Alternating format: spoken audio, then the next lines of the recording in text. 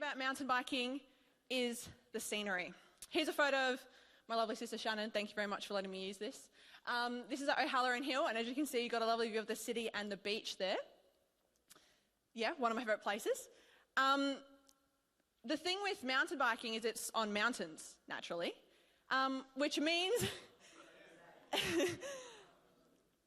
that they're very high mountains, and more often than not, you find yourself on the edge of a cliff on like a 2-foot wide trail, pelting down there. It's usually rocky or muddy or both. And you're trusting a framework of metal and rubber to get you safely down the hill. If you are an adrenaline chaser like me, I highly recommend mountain biking. Here's a few photos. This next one is in Melrose. There's another photo of Shannon. It was a little bit steeper than it looks in that photo, so just trust. Next photo, this one is in Kersbrook, and that one's nice and muddy. That was a good slippery day. We love getting some mud in the eyes. And this next photo is at Cobbler Creek, so nice and local. And if you can see there, just off the edge of the trail, there's a nice drop-off.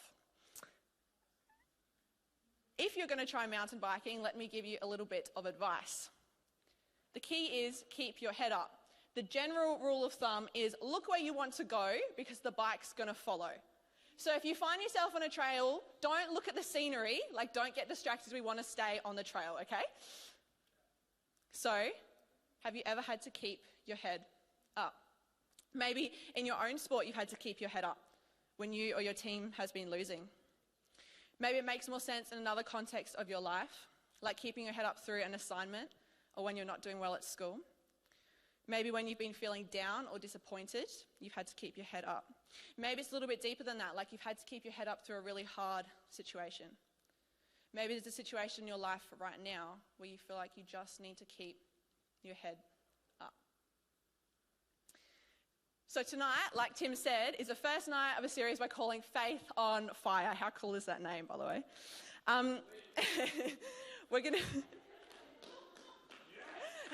Let's go. Yeah, now I know how Riley felt on camp, just getting clapped for absolutely everything. Thank you, guys. We're going to be walking through the book of James. Tonight is chapter 1, the start of chapter 1.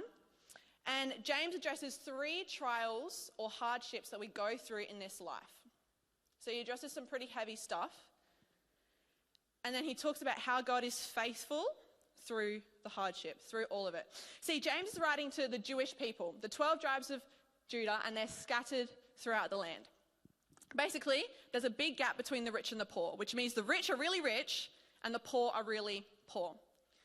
Now, because they're poor, they don't have any land, they have no way to make money, which means they're working for the rich who are not treating them very well. And they also don't really have many resources. James is writing to a lot of people who really need to hear how to keep their head up. And when reading James, it's really important to keep in mind that this guy was not messing around. He's writing to real people who are really suffering. He's not saying things like everything happens for a reason, or it's going to be okay, or you'll get through it. Because while these are really nice things to hear, they're not actually that helpful. James is direct. He doesn't sugarcoat anything. He's very real, and like Tim said, sometimes it feels like it punches you in the gut. So be prepared for at least 3 of those tonight. But out of this harshness, James reveals God's character. And God's character helps us keep our heads up. Because we believe in a God who is faithful, and a God who is powerful, and a God who is mighty over all things that we were just singing about. All right. We're going to jump in at verse 2, which should be on the screen.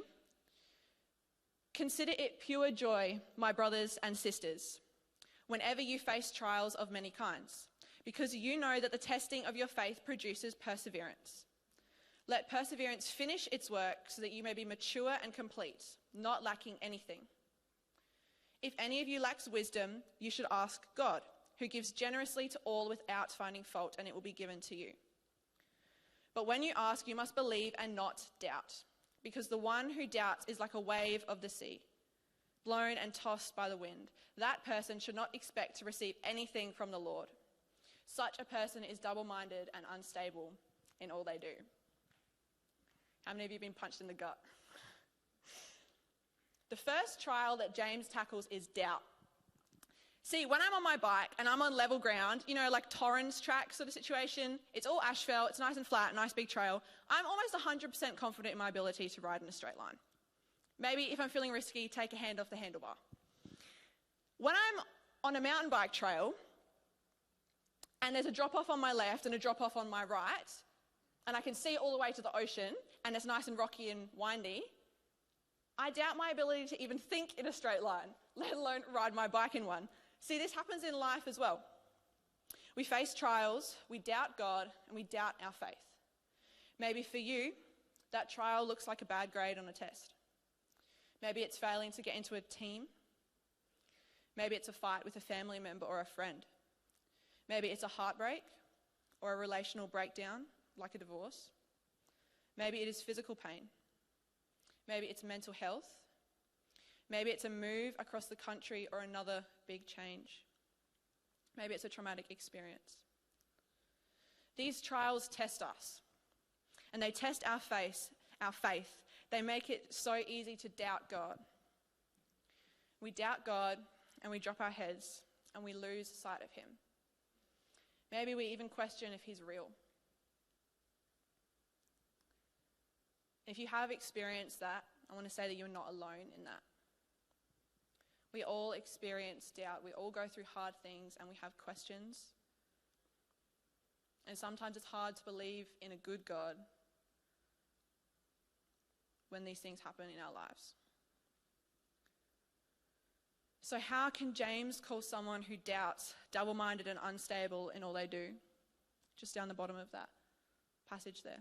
Double-minded and unstable. It seems unfair. When I was preparing this passage, that kind of threw me off a little. Then I did my research. So if you're reading your Bible, if you go through James, I encourage you to do research. There are two very different kinds of doubting, okay? Two completely different Greek words that both translate into doubt in English. The first one is apistos, so that'll be up on the screen. And that means unbelieving or faithless. This is the kind of doubt that usually gets translated. This is what happens when we go through hard times and we find it hard to see God. This is the faithless kind of doubt. This is what we imagine when we read this passage. The second kind of doubt up on the screen is diakrino. And that means to separate or withdraw. This is the version of doubt that James uses in this passage. So he's not talking about apistos, which is unbelieving or faithless. He's talking about diakrino, which means separate or withdraw. James is not asking us to cure our unbelief. James is actually more concerned about when we separate ourselves from God. Because it is so much more detrimental to our faith when we remove ourselves from God. This is a choice that we make. God never leaves us. But sometimes we go through things and we doubt, and we step away from God. This is what James is so worried about. It's so easy to do this when we go through hard times, and we do this maybe because we feel like he doesn't care. Maybe we're angry with him, or we're scared that he is angry with us. Maybe we are hopeless, and we just don't care anymore. Maybe we blame him for what's happening. Author and professor of youth and family ministry, Kara Powell, says, "It is not doubt that is toxic to faith. It is silence." Because when we are silent, we separate ourselves from God. And the highs feel really high and the lows feel really low. It feels like we are a wave tossed in the sea, like we have no grounding, like we have no anchoring. Just like James says in verse 6, a wave of the sea blown and tossed by the wind. But there is hope. Because even when we doubt, God is a faithful God. James is trying to help us understand that God's faithfulness does not depend on how we come to him, only that we do come to him. God's faithfulness does not depend on how we come to him, only that we do come to him. We can come to him in our anger.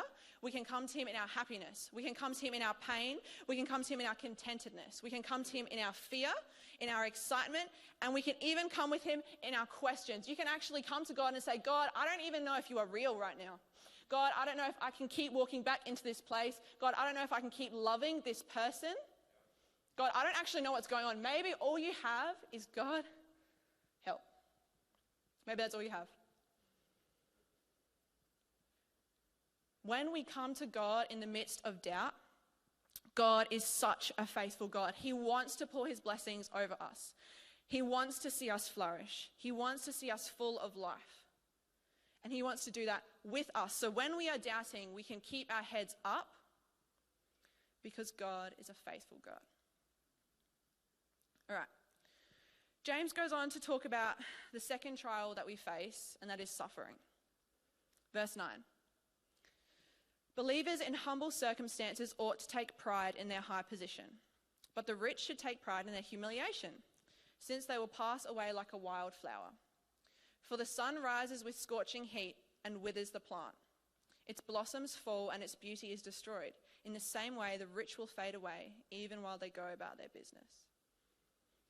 Blessed is the one who perseveres under trial, because having stood the test, that person will receive the crown of life that the Lord has promised to those who love him. When we read this passage and we think about the rich and the poor, most of us would probably put ourselves in the rich category. As Australians, we're pretty lucky. We have everything that we need. We weren't struggling to stay alive like the Jewish people were. So does that mean James is telling us we're going to wither away and die? Remember I said James is trying to encourage the poor. So his focus is not on the rich, but on the poor. Hold that thought. Aside from the scenery, one of my most favourite things about mountain biking is the downhill riding. One of the best feelings in the world is just pelting down a track. It feels like you're flying. Unfortunately, to go downhill, you normally have to do the uphill, because like we established before, mountain biking is on mountains. And unless you're at some fancy mountain bike park and you get lifted up on the ski thingies, I don't know what they're called. Unless you're at one of those mountain bike parks, which Adelaide is not advanced enough for, you have to go up the hills. And this usually involves a lot of pedaling, and then you get off pretty quickly, and a lot of walking, and a lot of pushing, and a lot of complaining. Here's a photo of us after one of these hills. I distinctly remember getting up and going to take this photo and saying, hey, try to make it look like you're not dying. Old mate on the right clearly didn't get the point there. He's struggling. Because the reality is, on the way up these hills, it hurts. And your muscles burn and you breathe heavy. But a minute or two after this photo, you're actually fine.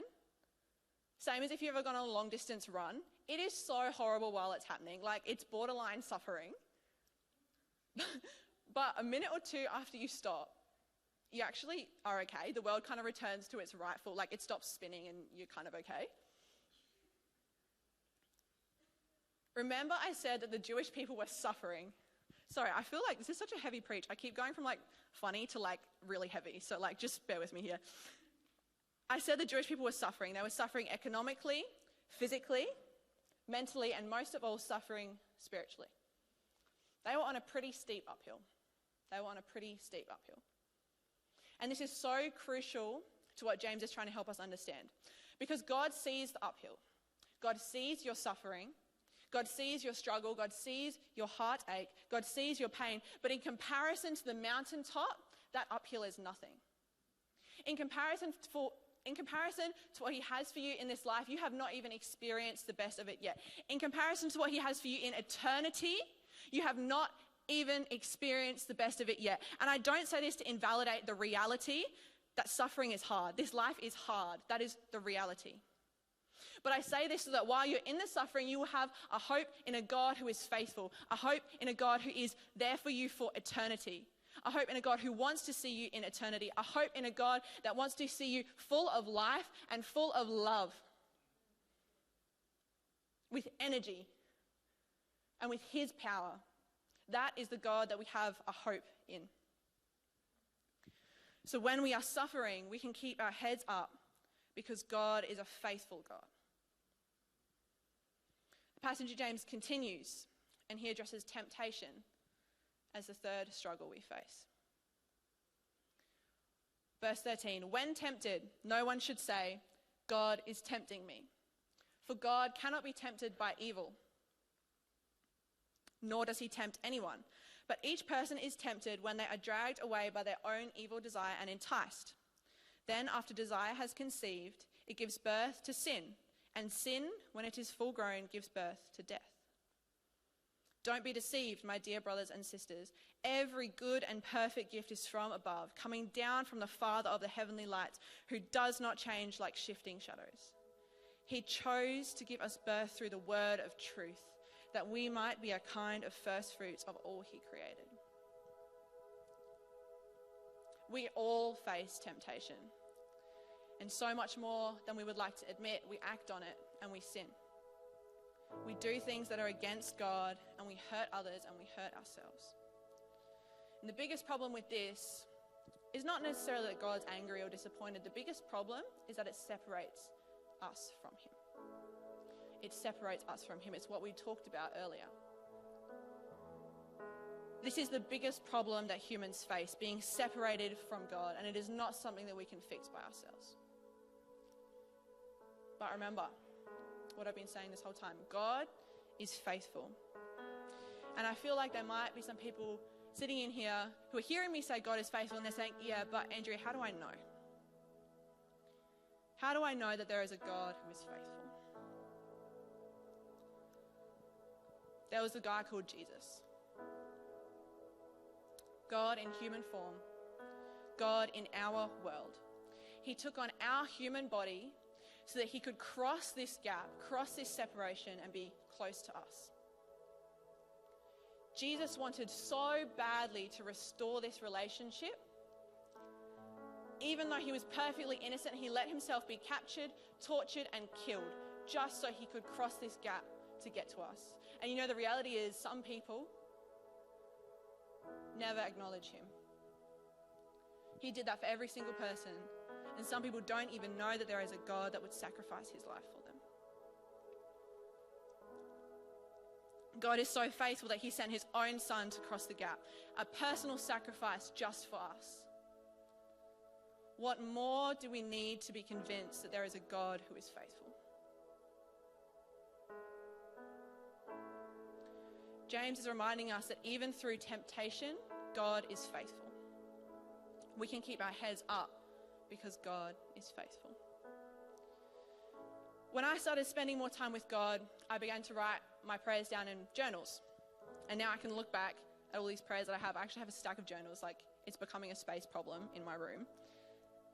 But I was looking back on them the other night, looking back at the happy prayers, but also at the prayers that I wrote in the middle of doubt, in the middle of suffering, and in the middle of temptation.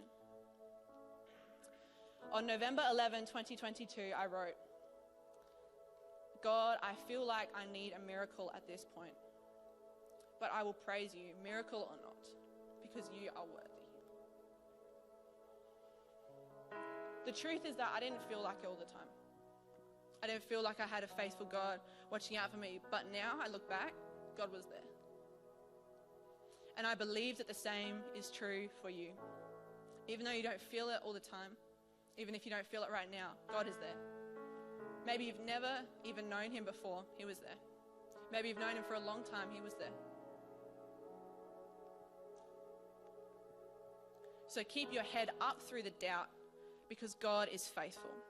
Keep your head up through the suffering because God is faithful. Keep your head up through the temptation because God is a faithful God.